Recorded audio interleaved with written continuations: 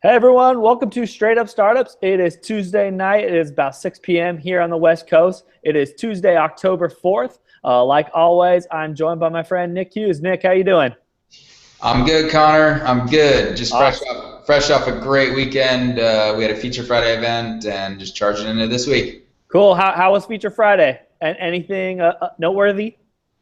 Yeah, it was great, man. We had it at a unique special location called the Ruins. It's amazing. It's like a really beautiful event space here in Seattle, and six companies presented, and the winner or the favorite of the night was their company called Atlas Informatics, and they're doing some really interesting, cool stuff around basically aggregation of essentially search all your devices, all your applications and everything, and you can find what you're looking for. And interesting, but they ended up winning. So Yeah, I thought the event was spectacular. All the companies, were top notch. Some real big options, things that could be really big in the future. And yeah, having it at the Ruins was different than any other event I'd ever seen before. I highly suggest coming back there. But yeah, jumping in for all of you guys watching us on Founders Live, what we're going to be talking about today is a couple. We're going to be following up, kind of talking about a little bit about founder depression, but more just the hidden side of startups. We're also going to talk about the big things in the news this week. We're talking about the Google Home, comparing it to the Amazon Echo. We're talking about your opinions on a new Facebook Marketplace, which I've actually had access to for a while. I must have been one of the early adopters, but they've got it nationwide now, and some lessons from the rap game, which would be kind of a different topic for us. But let's jump into the first one. The first one comes from an article from Medium from the group Startup Grind. But Tiffany Sun, who's an online marketer, wrote an article saying the hidden side no one talks about at a startup. And so, Nick, what do you think about what she wrote? And do you agree? Do you disagree? What are some of the hidden sides of startups? yeah, it's a tough and challenging subject. We've talked about this a couple times, but I mean, there clearly is, right? There are some very difficult aspects of joining or founding your own startup. And what she mentioned, the article was interesting. What she goes into depth on, basically the amount of hours that you end up working, how stressed and how literally pushed to the end limit that someone is. And on the surface, I'll agree that, look, this is why not everyone does this, and this is why being a founder and creating your own company from the ground zero to build it into something that actually is sustainable and creates jobs and creates revenue and wealth is not easy, and it takes a hell of a lot of work. I think, though, as I read the article, I think, a few things come to mind, which I'm going to be a little harsh here, but I'm a little like surprised that it was kind of a lot of like, there was a lot of complaining going on, and it was like, all you do is, you're not able to go out with your friends, you're at the office until X hour of the day. And it came across very much like that person is not in control of their life. And that's no excuse, even if you're a founder. And I think what I've learned over time is you don't, like, of course, it takes an amount of energy to actually create a company. And I know it's not just clock in at 9 or 10 and leave at 4 or 5. But it does not mean that you should run your life into the ground. And she was writing from a person that let herself run into the ground and had to recover. And so that's what, the hidden side, I think the hidden side is, if you just don't identify with the warning signs that your life is out of balance, and you have to do things to actually bring it back, whether that's health, fitness, get exercise, get nutrition, literally go out with your friends and have a beer if you need to for every once in a while, because that refreshes you. Go on a walk on a Saturday, get outside in nature, like that shit refreshes you. And do not fall into well, I just have to work 24 hours a day, because that's what founders do. That is bullshit. And I think that's what she's inevitably saying after she went through it.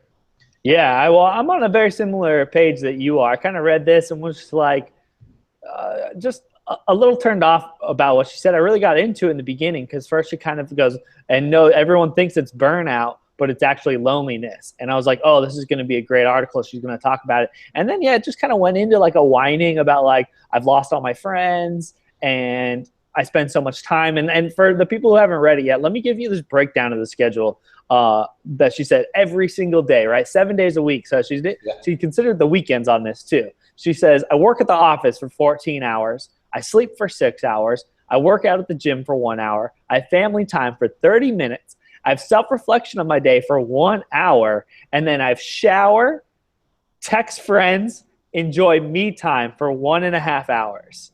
Meaning that she only has 1 to 1.5 hours to spark the next hangout. Meaning she's really struggling with all of her friends to schedule a time because the startup grind is really very hectic and things come up last minute. You got to jump on your computer and put out the fires. And so she's always canceling on her friends and not having that time. And to me, it was a lot of excuses. It really wasn't like really good, strong founder principles. And by the end of reading this, I'm like, this is what you shouldn't be. Right? Because she got bogged down. A lot of it's like, I just want to make money. I just want to make money. I just want to make money. It wasn't about, and I know we kind of talk about this later, it wasn't about why you're doing it, right? Are you really trying to make the world a better place, or are you just trying to make a buck and get by? And so her time just didn't pan out for me, right? I mean, it's that, I had the same feeling where there's just this sense of, I honestly think she didn't know what she was getting into. She also, and this is male, female, it doesn't matter.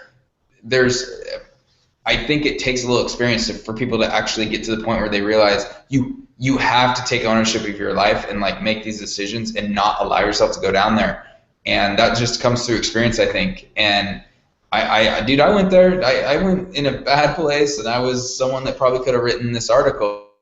And so it is what it is. I learned through it. But from my lesson was, there is nothing more important than actually scheduling a consistent life that's balanced in whatever balance you think is appropriate. But the moment you are living that schedule, it's my opinion that you're not going to last very long. And I think that it's not what Gary Vaynerchuk says. It's not what all these, like, I think those are special people. Like, they can, schedules are special for each individual. But the way that she listed off her day, that is not sustainable, and there has to be better balance. There has to be. Definitely. I mean, she ends it with talking about how she moved to South Asia, which I think was kind of a weird term. I'm not sure what area is South Asia, but and all of a sudden it's like she seemed fine all of a sudden. Like, oh, I'm living in South Asia and life is inexpensive now, and I'm looking at all these people like going and doing their hustle, and I'm inspired by them. And I was just really confused on how this all came about. I was like, you sound like you're living a great life. Why are you so depressed? It was a big shocker to me. Yeah. So interestingly, moving on, maybe she could partake in this at some point in the future. But the next topic here is this was an interesting article on pretty much someone that was writing about the lessons they would share with their 23-year-old self. And my guess is they were 33, so it's kind of like a 10 years back. And, things that you learned in the last 10 years of growing a startup and being in this early stage environment that does clearly, as we just talked about, require a lot of energy and time. Connor, I know you're not, you're just a few years past 23, but what lesson have you learned thus far that you would tell yourself, the rookie, like first couple weeks, someone getting into this industry? What would you share with yourself? I think the last year specifically, I've done a really good job of trying to learn and broaden my horizons about what I was doing. When I first started, one of the jobs that I'm in, it was very sales heavy. And I was out meeting all these different business owners, shaking hands, trying to close deals. And I was spending a lot of time reading, but I was reading about like other startups and news and everything, trying to just like really infiltrate the startup world. I think I wish I would have started earlier learning about web design, web development, marketing tactics, how to build websites, how to get people's attentions, and just some of those things that I've really been trying to build towards so I can be a better entrepreneur have been the things that I wish I told myself earlier. Like, hey, go and do Code Academy. Go and read on WordPress about, launching easy sites. Learn about what Buffer and HubSpot are doing and how important driving traffic is and the psychology behind driving traffic.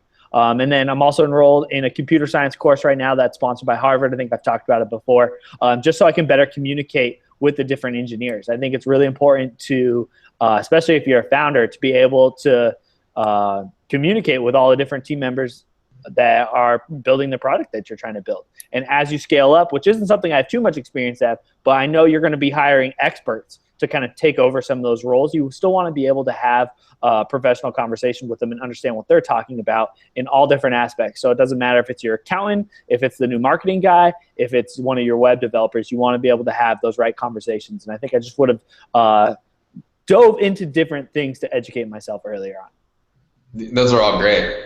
Yeah, those are all great. What about you? Yeah, there's so many, right? But what I have learned and what I would tell my 23-year-old self is, dude, it takes so much longer than you think. And what I mean by that is, we read it just sucks that we get so wrapped into, we read about these breakout companies and you just think you're going to be it. It's like the kids that think that they're literally like the high school kids that are playing NBA or they're playing high school basketball. They think they're going to be in the NBA. Yeah. And there are so many young founders that think that they're going to make, millions, if not billions of dollars and have the breakout Snapchat, app. And it is so much more difficult than you think. And it takes longer. And the fact that it takes longer makes you a better entrepreneur. And so the journey is just, it's there and you take the steps. And, I look at what I'm doing now and it's awesome. It's fun. And I feel like I'm more fully developing as an entrepreneur and just what I do in this community. And as it's starting to spread outside of Seattle, that just takes time. And I would tell my 23-year-old self, like, it's going to take some time, man, like relax and understand that it's a long road. But back when you're early, especially very young, you just think you're going to create the next Facebook, and that's not the case. Okay. So I would say that's my biggest lesson. There's a number of other ones, but the biggest one is the journey. That if you have a long view on everything, you're going to be fine, and you're going to be a great, well-known entrepreneur that will not have a problem. But if you have the short view and just think you're going to try to nail something in a year, you're going to be very disappointed. Yeah, I have a quote from the article that I think really hits on that point that I highlighted here. It says, don't fall into the trap of believing that only billion-dollar success matters. Yeah. If you can create a healthy lifestyle business around your product, then do it. And that's why I think we get caught up sometimes, because all we hear are about these billion-dollar unicorns and, people driving Ferraris and living that lush lifestyle. And that kind of relates why I started educating myself a lot more on different topics, because you can create a life for yourself being an entrepreneur. You don't have to be this famous billionaire, that's investing in rockets and trying to go to space. You can create a website that creates good content, or it's a blog, and that can create, thousands of dollars for you every month on its own. And whether it's passive or active income, it can still provide a lifestyle that you want, that is flexible and, provides good opportunities for you and your future family. Absolutely. Absolutely. And hey, how about, speaking of that? Yeah. Okay. So this article I read, I came across it a day or two ago, and I just loved it. And I know I shared it on Founders Live just to see what everyone else thought. But it comes from a site called UpRocks. And it was talking about a rapper named Gucci Mane. Some of you may or may not know who he is. But what the article is about, he's cover of XXL magazine coming up. And it was titled, "No one has followed Gucci Mane's rules for success better than Young Thug."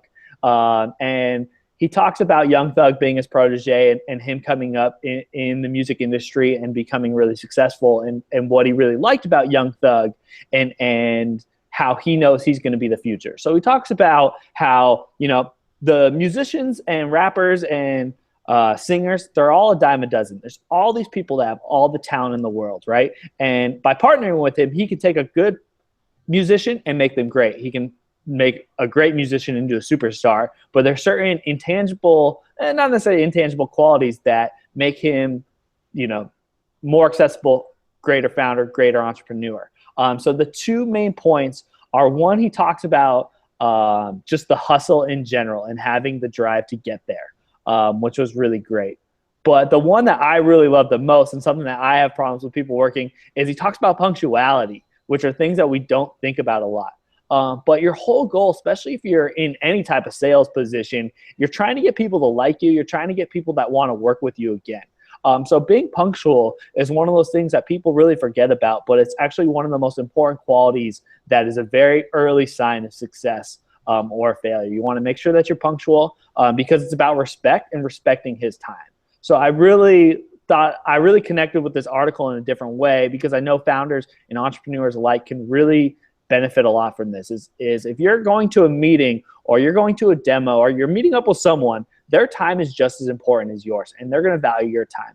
So if you value your own time, you got to make sure that you value theirs and you're respectful of them and you're on time. But Nick, what did you think? Yeah, I actually picked up on that too, because little backstory.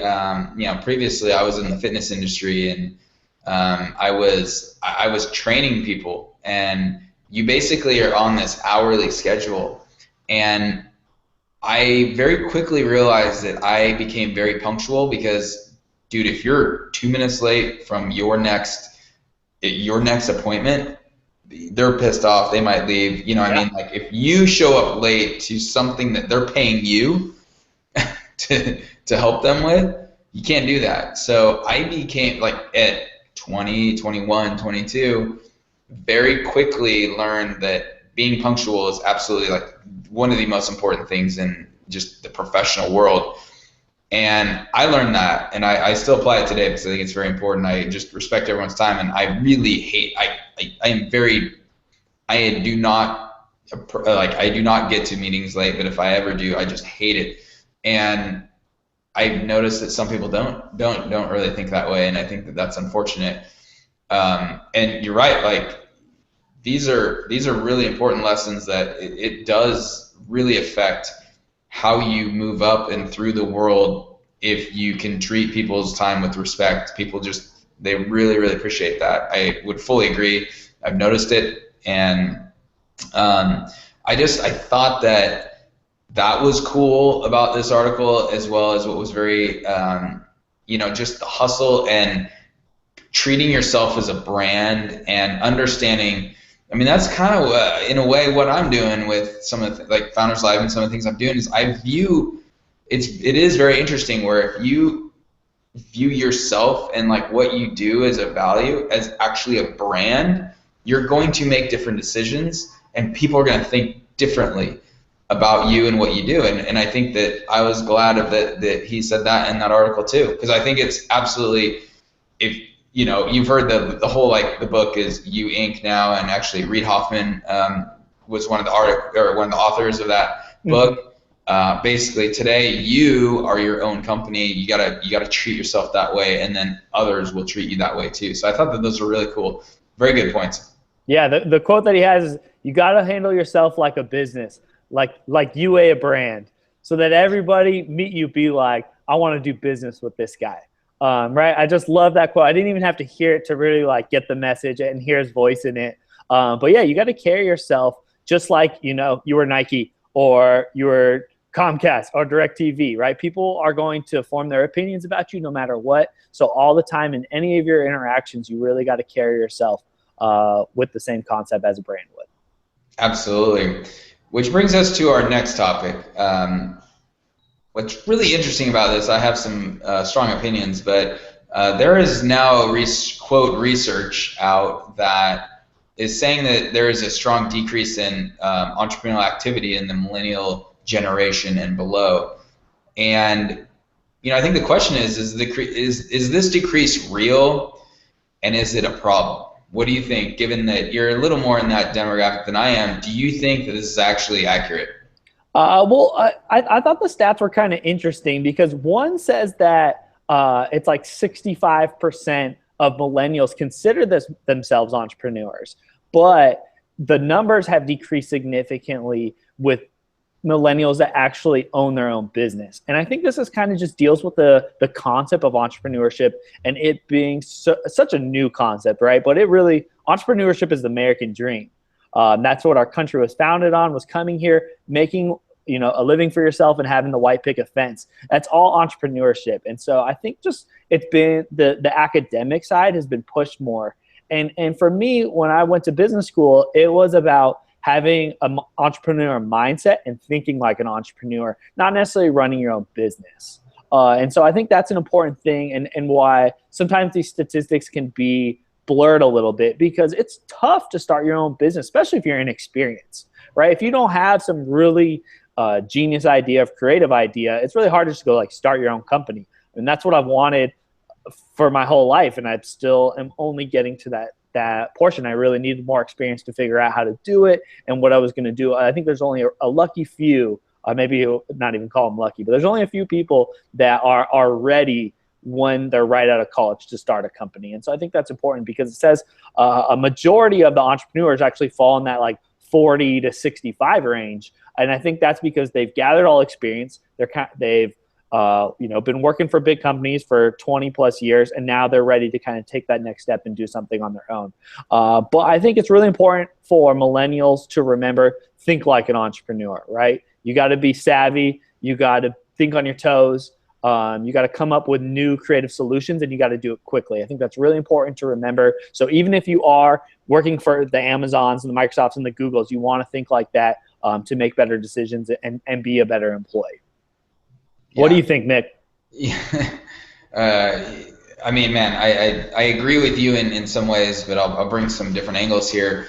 What struck me was odd is like, well, first of all, I mean, let's take a step back. And given the community that you and I are in and things that we read and actually what's kind of the zeitgeist of the world today, I have a very, very hard time believing that entrepreneurship is on a decrease. I can't believe that. Yeah.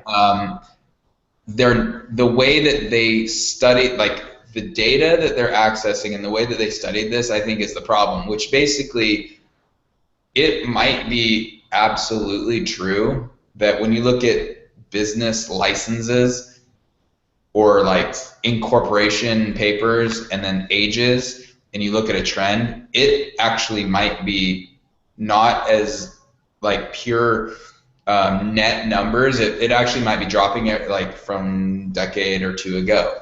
I could believe that number. But what they're not being able to study is how many startups are created that actually don't incorporate, and how many. And what I mean by that is how many like small teams hack on some things that are entrepreneurial activities that then just don't start a company.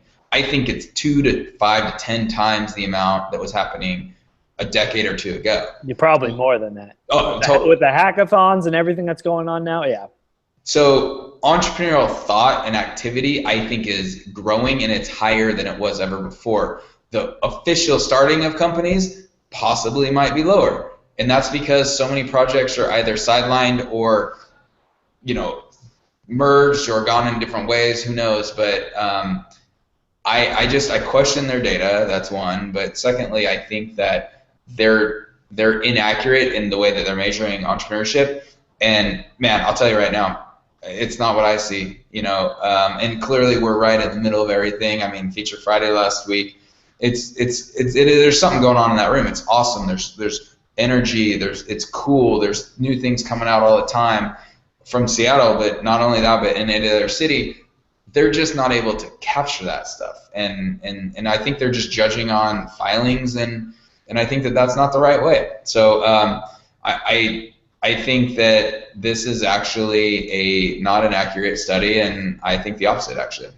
Yeah, I agree, and this article is from Entrepreneur Mag. So, and I feel like we kind of have this consistency when we bring up some of these bigger publications, and a lot of it's kind of like clickbaity, right? Like, let's see how many people we need to get all the traction. And so they're a little bit more broad, generic.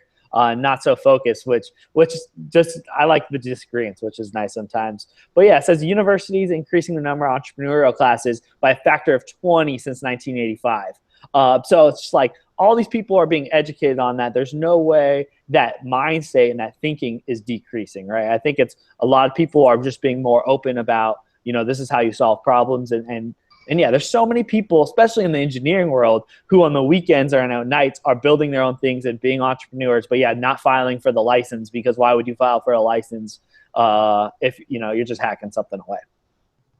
Exactly. Cool. So one more big publication that we have, and I'm running ad, I think. Uh-oh. Can you hear that? Probably. Oh, hey, it must be Me? Forbes. Good luck on that one. Oh man. They're just so bad. Oh no. How do I mute you? How do I mute you? We don't hear it too much. There we go. I do not like, dude, Forbes. Yeah. Let's talk My bad. Advertisements. But cool. So from Forbes article, they talked about 8 ways to get people to like you immediately, and I really like this because founders need to know these things, right? That is, as a founder, especially if you're in fundraising mode, you're not even worrying about product a lot of time. You're just meeting people, shaking hands, trying to build your network so you can find the right places to find money, find resources, whatever it is you need. So these are extremely, extremely important things for people to know. So I really wanted to bring it up. And something that I actually want to compliment you on, Nick. The first one is talking about being a good listener. And I think that's actually one of your strongest qualities in the last, 4 years that I've been working with you. You always do a really good job of being tuned into what people are saying and then following up with those persons based off what they said. And you can tell that you paid attention, you listen, you really focus on that. Thanks, that's something that you really do really well. But the ones I want to talk about with other ones that I thought were really important was remembering their name and how long that can go with someone remembering you. And the trick that I do, because I really struggled for a long time remembering people's names, usually because I was too selfish and I was focusing on like what I was going to say. But what the tactic that I've learned through all my sales experience is when you get their name, you repeat their name to them right away, and then you make sure you use their name a couple sentences later. And when you reinforce their name, that person perks up a ton in your conversation. They really go, whoa, this person is talking to me. It's just like a really subconscious reminder to that person, like, oh, I need to give this person my time and my focus. And by doing that, it really is very influential when you meet people by giving them a strong handshake, remembering their name, reinforcing that you know their name. Just by doing that, your likelihood of that person remembering you will go way up. That's huge. Thanks for the words, man. And this is probably the one I struggle with the most. It's just not probably like similar to what you experienced years ago. And I like the tactic. I've been, I try to put that to use, but I definitely, how many times do we find ourselves in a conversation like, damn it, what's their name? Yep. Oh shit. Like I don't remember it, but it is what it is. I think that's a difficult one, but this article is great. I fully agree, and we're talking about EQ here, emotional intelligence, and then social intelligence, and it does come fairly natural to me, but I have noticed that it's an incredible skill set if you figure it out when you're a founder, especially, but just anyone in the work world. But if you're a founder, you can greatly move forward with people when you are good with people. And the bottom line is people are going to either like you or not. And in the article it talks about they make that decision very quickly, and I know that. And I think you can just check with yourself when someone approaches you. You probably have a certain feeling within 10 seconds if you're gonna like that person or not. And it's very subconscious. It's very like, it's emotional. It's a lot of subconscious and a lot of nonverbal cues will reflect on, like, they will come to you and you will either like that person or not. It's the weirdest thing. Mm-hmm. And so as people that daily we have to if we're building companies, you got to go out and talk to customers. You got to go meet people. You need to go recruit other people to work with you, and figuring out the right things, the way that you approach people and say things and start conversations and listen, look them in the eye, man, it goes so far. Absolutely right. So I would say, the big one, I think you pulled it out. I actually, when I read it, I was like, that's exactly what I do. And I pay so much attention to listen well. Like, it is the one thing that I do. I'm actually very intention focused. Like, I put so much focus on that because it is so important. So that one stuck out to me because maybe I do it well, but it's because I actually pay attention to it. Yeah. And I learned very quickly that, yeah, you can sit there and think about what you're going to say for a minute, or you can actually listen fully, even retell them, kind of like with the name, actually tell them back what you just heard and then say what you're going to say. And that's called active listening. And it's such a good, it goes a long way. So I would tell someone that if you struggle in this, or you even want to improve it, start searching out on how to listen well, how to, I wouldn't say Google how to get people to like you. Maybe not, but you're going to get a lot of questionable stuff, I think. I think that you really want to look at some of the leaders in the industry, study them, and then there are a handful of books that you can read that really help you with this. But I will promote one, which is, I don't actually know the name, but it's basically a book on non-verbal, or it's basically a book on social intelligence, but it's non-verbal cues, and it actually walks you through a ton of non-verbal communication that happens between people, and that is fascinating. And if you read that book, you're going to learn a ton about, you do things in meetings and people actually pick it up, and you have no idea that you're doing things in meetings, or the way you sit, or the way you look at people, or the way you talk. And the more we can be aware of that, the better we're going to be the better position you put in yourself in, especially in business. Yeah, certainly. Every little motion that you do really has a tremendous effect on how people respond. And this article talks about the use of positive body language. Two really good social experiments for anyone who's just trying to even dabble in the concept at all when you're having a conversation. And a big sales tactic is what we call mimicry. And what that is whatever positioning the person you're talking to or selling to is in, you actually want to copy what they're doing, because that makes them feel more comfortable. Kind of, you want to mirror what they're doing, right? So if they have their arms crossed, you also cross your arms. If they open up their shoulders, you open up your shoulders as well. And this actually creates an interesting, trusting dynamic, because subconsciously they're doing these things and they're seeing it reflected in you. And it's almost like they're seeing themselves. And so they'll positively respond, even if they're negative body actions, just by you doing kind of the mimic. The other thing is, when you're talking to someone, you always look in their left eye, which is on your right side. And something you can always, test it on your significant other or someone that you can awkwardly stare at. But if you look at someone in their left eye, it looks like you're looking generically at their face. If you stare at their right eye, they can tell that you're looking on the right side of their face. So I'm not really specific on the science and why it happens that way, but looking at people's left eye is how you kind of look like you're focusing on them, but you're not staring at the mole on their face or the booger in their nose or the drool on their mouth. Keep your eye on their left eye and you'll be good. Nice. Great little tactic there.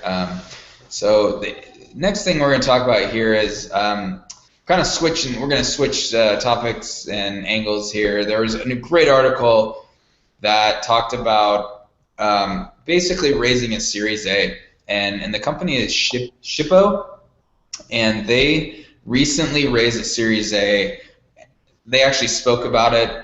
There was an interview. This was like an interview article on TechCrunch, just about what they learned, what was their lessons, and how difficult it is to go from seed to Series A. And Connor, what jumped out at you here when a company is going to go from seed to Series A? What was the biggest lesson that you pulled from this article? I think the concept of hiring is what I took away from it most, because there are one of those special companies that, right, we talk about like the 100th of a% that can go through all these processes, even reach the Series B. But they worked for like 4 to 6 months. They knew they had a product that was viable. Then they got into 500 startups, built it from there. And that really kind of took them on their journey and really got their network. So one, it really proves that those accelerator incubator programs do have a ton of value, especially the big ones. They're just going to introduce you to a lot. You really get to focus, and you surround yourself with like-minded people, which is really important. But what those situations don't teach you is about hiring. And hiring is extremely, extremely difficult, because you have this concept of culture, but most people don't have a notebook about what their culture is. It's very subconscious in how everyone acts every day. So focusing on that, learning about the process and how you're going to, evaluate all the different applications, because especially if you have any bit of notoriety, you're going to get thousands and thousands of applications, and you really need to fine tune that process. And almost after every single interview, be trying to iterate and make it more efficient for the next time. So she talked about how important it was to get referrals in the beginning, right? Referrals are the best way to get like-minded people who resemble all your other employees. But once you get past that point, you're gonna, really go through a struggle of how do you dig through resumes. You're gonna have to hire an expert to really get the process going. But it really connected to me just about learning how to hire, and how important that is, because those people are gonna be there, or you want them to be there for a long time. And so you got to find out, and I know she's still going through this, about how to do that effectively. Hiring's a big deal, man. Hiring's tough. And, before I get into mine, what I took was, she was mentioning how, as founders, especially small team, you do everything.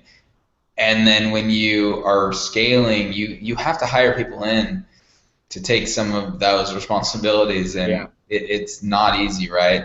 But what stuck out to me was, I'm not saying that this was like a surprising number.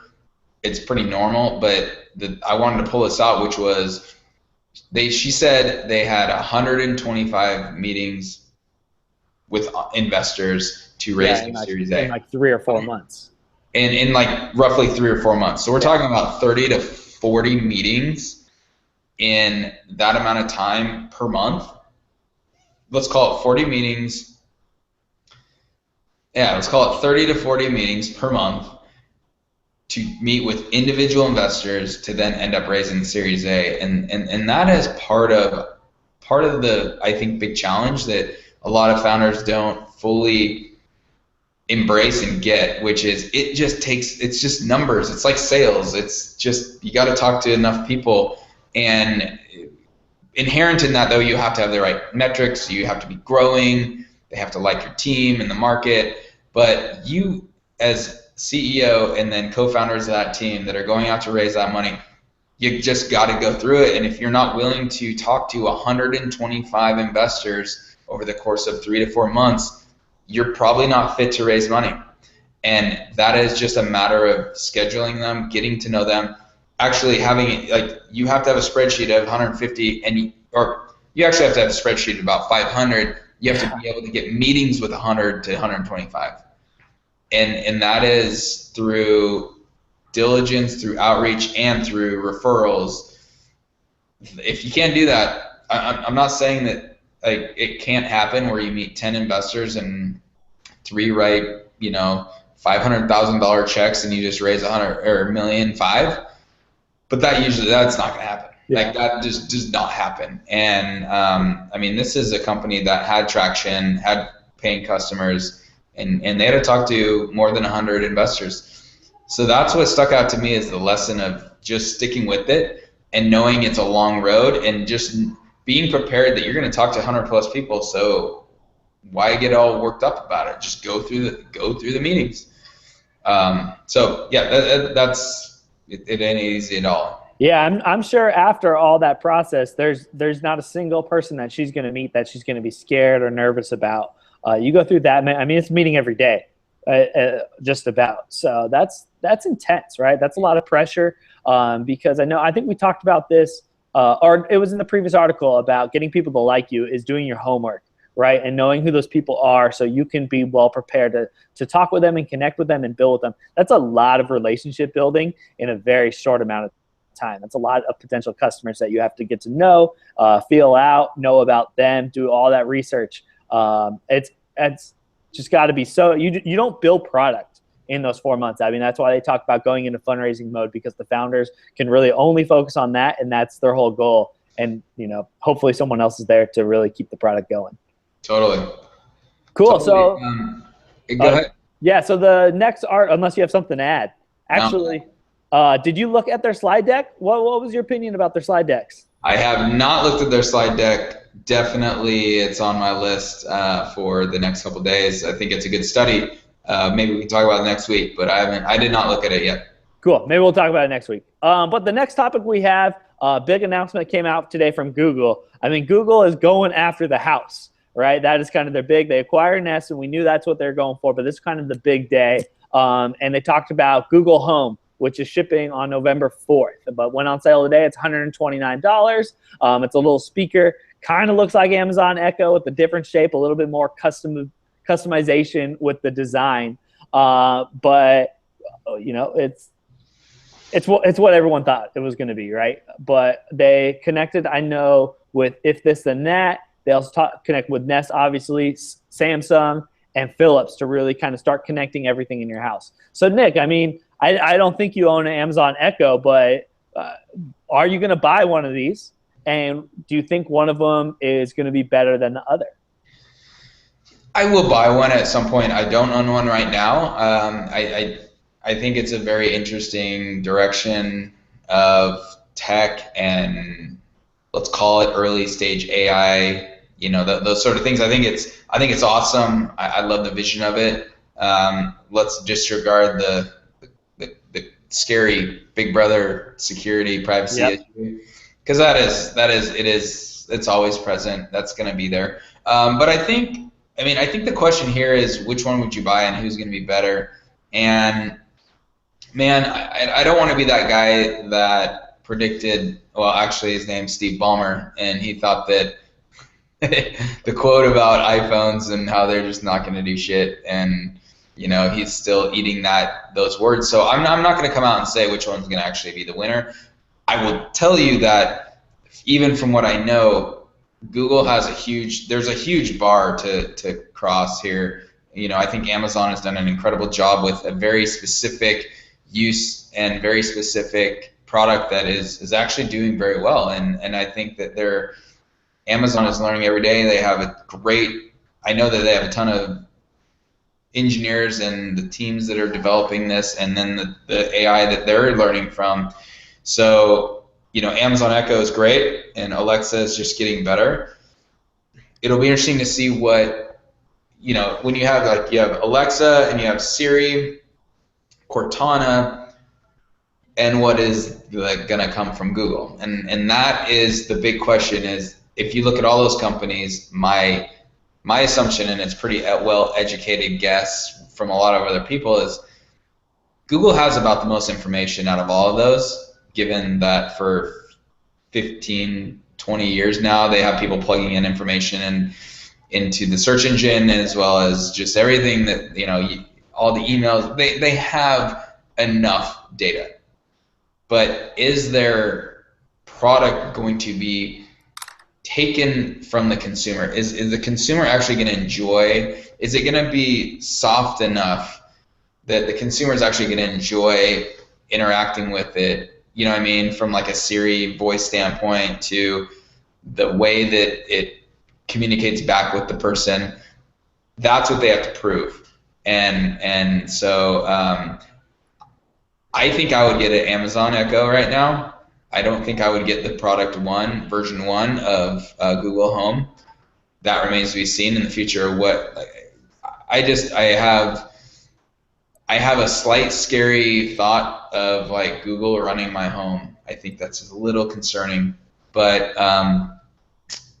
probably Amazon as well. But at this point, when I hear I don't own one, Amazon Echo would probably be the one I buy. All right. I think it's kind of weird because both Google and Amazon have a really mixed bag when it comes to the success of hardware products. right? Amazon's got the Kindle, which is absolutely ginormous, and really has helped them get to where they are. But they also had the phone, right? And the Kindle phone, Fire phone, which was, I mean, they probably lost $1 billion on the Kindle Fire phone. But then Google, the Nexus phones have been very popular. They obviously own Nest, which has been really pretty big. They had the Google Glass, which was a giant mess too, and probably a $1 billion loss for them. So it's really interesting to see how they're both approaching this and marketing it. Amazon, I don't think, has marketed as much. I did see it in Mr. Robot. Anyone who watched Mr. Robot season 2, there was a big scene. It was like a 2-minute conversation where this detective, who they were trying to show she was depressed and lonely in her house, was just talking to her Echo, right? Because she is a workaholic and everything. And so that's the most marketing I've seen. It's really interesting. But what Amazon's proven is they've already come out with the second edition, right? And that's what I'm interested to see.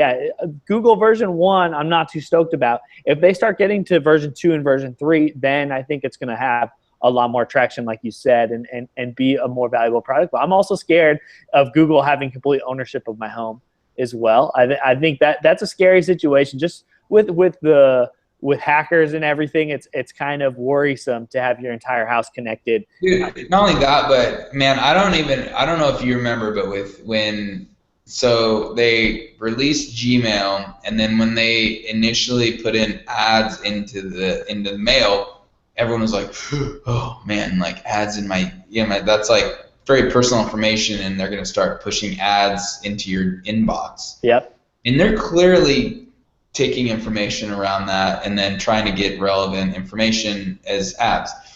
And I don't know, I can't, I'm not being that person that's oh, this is the end of the world and they're going to spy on you. But I do have a deep, and actually it's growing, from, I'm some of the other people that I read and follow, we are getting to that point now. And it's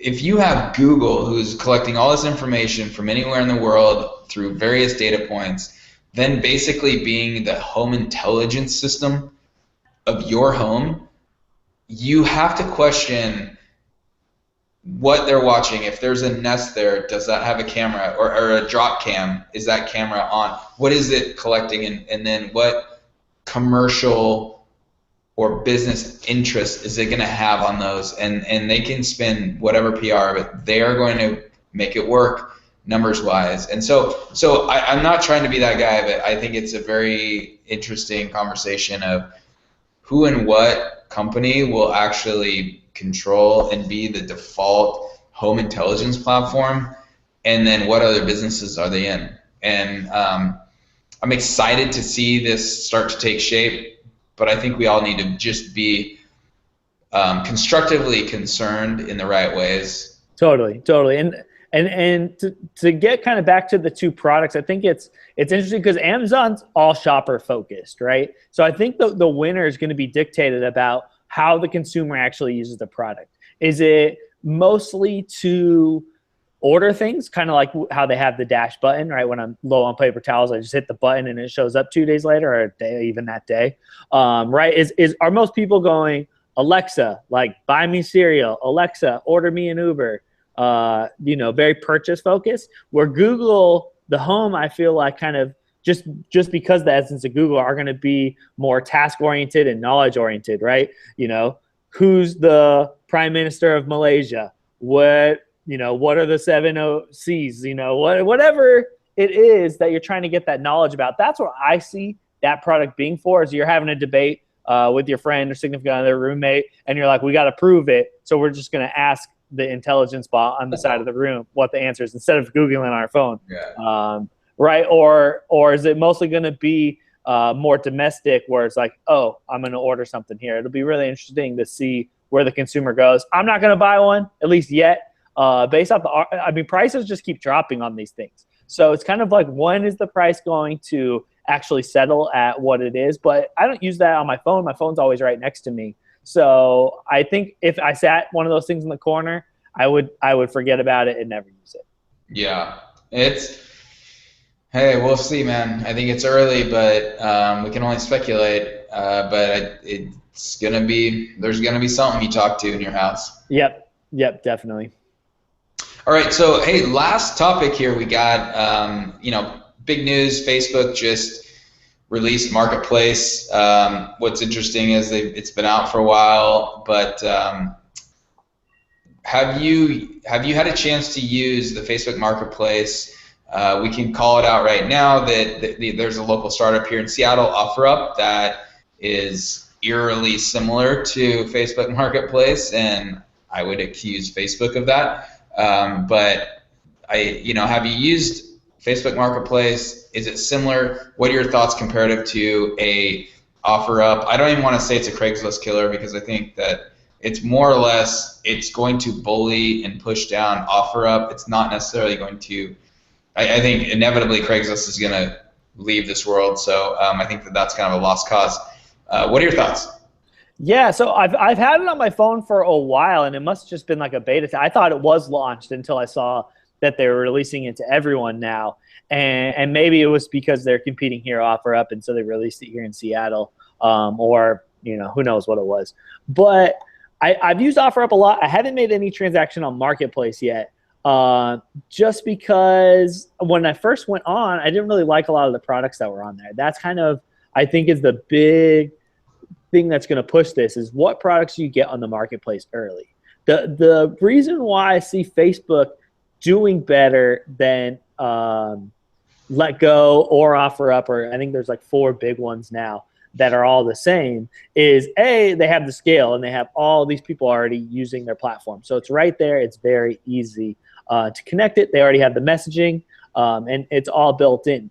And what Facebook Advantage also has is they're not worried about making money on this, right? The other companies like OfferUp are in this position right now that they're valued at $1 billion, not generating any revenue.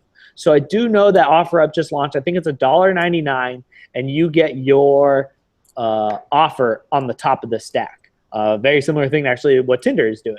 So pay us and we'll move you up to the top, just like Google AdWords. It's kind of a means to the end and a race to the bottom on how much can you charge, to get your product sold. And it really dictates on what people are going to sell. You need to have a price or item now if you're going to pay to even get it listed. So it'll be interesting. And I'm sure Facebook has seen this. Like, I'm part of a group in my neighborhood called Buy Nothing. I think almost every neighborhood now has one, where it's just local people in a group, and they say, hey, I have this chair, I have this mattress, I have this bed frame, I have these pots and pans, and they just give it away, and they say first person to claim it and come get it gets it. So I'm sure they saw that activity, and it made a lot of sense for them to have it. In 3 months, it'll be very interesting if they're going to shut this down, because Facebook, very known for going all in on a lot of these products and then shutting it down. But if it keeps people interested and keeps going to their product, then it might be worth keeping. The fact that they put that button so prominently next to notifications means, they're all in on this product. They want it to go, and I think they know, based off how many transactions Let Go and OfferUp have had, that people want to do this. So in the words of Gary Vaynerchuk today, he put in a Snapchat, he's like, this is a huge opportunity for entrepreneurs and hustlers to go sell their stuff. Right now, you have a mainstream platform with all these buyers. If you're an entrepreneur out there, take advantage of it. Go sell all this extra stuff on there. Make some extra cash that can fund your vacation or your dinner or whatever it is that you need to pay for. But take advantage of it because it's there. There's going to be a lot of people looking at it. So it's just there for the taking. Good advice, you and Gary. Yes. Yeah, look, it'll be interesting to see what Facebook does. I think, scale. When you look at scale and you look at trust in relationships, so here's a real quick story. So I had a pretty damn good experience with OfferUp. I thought it was it was swift, it was easy. I agree. I bought a hiking backpack about a month and a half ago from it, and within 2 days I get this backpack. But I met this guy. We were trading messages back and forth, and was like, all right, meet here. And we met at a gas station, and it was over in Ballard. And so I walk up, and actually, like, he approaches as well. And young, a guy probably late 20s, early 30s, nice dude. He had the backpack, he had the pack. It was a hiking pack. And I check it out, and I'm like, oh, okay, cool. And so I look at him, I'm like, hey, so I can pay through the app? And he looks at me and he's like, no, man, you should get cash. And luckily there was an ATM in the 7-Eleven or whatever. So I walk in, get cash, and take it back and give it to him. And I was like, well, like, why did you want me to get cash? And he did not trust the app, and he didn't trust, like, he was like, well, I think I saw that you could maybe like reverse the transaction afterwards. And so the point is, like, not so tech savvy person, or at least, like, I mean, he's savvy enough, but he still totally, like, he did not trust the digital payment. The moment he lets go of that backpack, is the payment digitally going to come to him, and is he going to get his money? Yeah. Cash in the hand is real. And so I actually explained to him, I'm like, hey, I know the founders, like, I know who's building this, and I can definitely let them know on that for sure. But I pretty much said, like, you can trust me, but I gave him cash anyway and all that. And it was a really interesting observation of, there's probably almost all of the users are sitting there like, I mean, think about it. You're parting with your, let's call it a couch, and someone's like, oh, I just paid. And you're like, well, I don't really know if the money's there. Yeah. And he actually, I don't know if he's making this up, but he's like, I think I saw where you could actually cancel the transaction, like, in 5 minutes. Yeah. And so that was a huge lesson to me. I said, wow, they need to figure it out, and I don't know how they figure it out, but that needs to be done. And if OfferUp figures that out, I think they have a nice, growing, strong business. With that being said, both companies are going to struggle with that, but you're right. Facebook is like, we don't need, like, it's Facebook is almost worth $400 billion. It's a huge ass company. Yes. And they're doing this for the clear connections and current community, and then also, like, merchandise tracking through it and all that, like, data stuff. But they're not caring about another $5 billion a year. They might, but they have a different business where OfferUp would love the $5 billion in revenue a year. So you're right, and I think that might end up being the end result, that there's just too much leverage on one direction, that it'll be interesting to see the pressure that's put on OfferUp to figure it out. But I think, like I said, if they might be a wild card in the mobile payments environment, and if they can figure that mobile payment out, then they might have something of trust. Yeah, and the market might be big enough that there can be multiple competitors within the market. I don't necessarily think this is going to be a one-size-fits-all, and it's only going to be on Facebook. Just like all the messenger apps, right? There's so many different ways to communicate and sell products and participate in commerce that I think there's plenty of opportunity for multiple companies. Absolutely. Absolutely. Awesome, man. Hey, a lot of great topics this week. Yeah, it was fantastic. You got any last words for us? My only last word is, hey, if you're listening to this in Seattle, we just released the next Feature Friday. It's going to be October 21st. Friday. It's going to happen at WeWork. Definitely check it out. Last one was awesome. If you're not familiar with Founders Live, you got to get on the platform. There's a lot of cool stuff going on, a lot of great articles and conversations happening on there, and just keep moving forward. One last thing I would like to say is, if you have HBO, check out, this is a free plug for HBO, check out the new show Westworld. It's worth all the hype. If you're into technology, I mean, they have artificial intelligence in there. They have time travel. They have it's insane. I don't want to spoil it, but if you're a tech person, you'll really enjoy it. It's a trip. I'm really looking forward to this season. It's definitely my new show to replace Game of Thrones right now. Other thing is, if there happens to be anyone watching this from Florida, be prepared. I just got a text from one of my family members. They're getting evacuated. Got to be out of their house by 3 p.m. tomorrow for this hurricane coming in. So be safe, be smart, and best of luck. Yeah. Cool. Well, thanks a lot, Nick. We'll see you next Tuesday as always, and enjoy the rest of your week. See you later, Connor. See ya.